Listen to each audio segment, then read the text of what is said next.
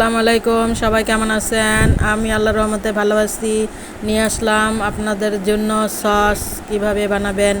এই যে দেখেন, আমি সসের আগেই সিদ্ধ করা ছাকা এই টমেটোগুলোর পেস্টের মধ্যে দিয়ে দিলাম হলুদ গুঁড়া, লবণ, চিনি, এরপরে দিয়ে দিতেছি 2 চামচ চিনি দিলাম, একটু মিষ্টি দিলাম, বাচ্চারা খায়, একটু ঝালও দিছি।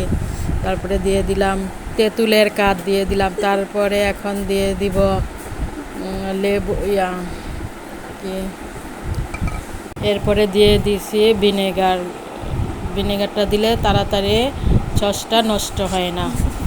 তারপরে এখন আমি ভালো করে নাড়াচাড়া করতে থাকবো যতক্ষণ না হয়ে আসে, আঠালো হয়ে আসে। এর মাঝে আমি আবার একটু কর্নফ্লাওয়ার দিয়ে দিছি, গুলাইয়া অবশ্য দেখাইতে পারি নাই। কর্নফ্লাওয়ারটা দিলে একটু ঘন হয়, আঠালো হয়, অনেক ভালো লাগে খেতেও, দেখতেও ভালো লাগে। যে দেখো, ফাইনালি আমার সস এরকম ঘন হয়ে আসবে। যখন এই যে দেখো আঠালো পড়তে থাকবে, তখন তোমরা নামিয়ে ফেলবা।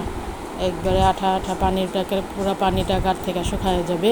তাহলে সসটা অনেক দিন তোমরা বাইরে রেখে খেতে পারবে, নষ্ট হবে না। যারা ভিডিওটি দেখলা কষ্ট করে, তাদেরকে ধন্যবাদ। সবাই লাইক, কমেন্ট, শেয়ার করবা, আমার পাশে থাকবা। সবাই সবার পাশে থাকবা। এই প্ল্যাটফর্মে সবাইকেই সবার সাহায্য করতে হবে, তা না হলে কেউ আগাতে পারবো না।